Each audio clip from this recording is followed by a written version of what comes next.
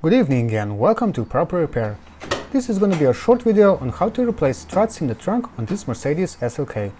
As you see here, these old ones can't hold the trunk lid anymore. With a bit of preparation, you can do this job without artificial support for the trunk lid. But if you want to do something anyway, make sure it is about 120 centimeters or about 4 feet long. This is an old strut made by Stabilus, and here is a new one from Febi that matches with our part number. But when we open it, we see that once again we were blessed with a repackaged OEM part.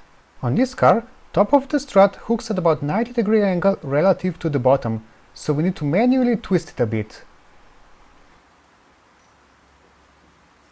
Good, now it's ready to be installed. Have the new strut ready at your reach, and then hold the trunk lid with one hand and with the pick unhook the top part of the strut.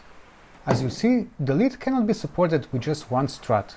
Now unhook the strut at the bottom, grab the new one, and simply push it into its place. Here I'm showing you the entire process from a bit wider angle.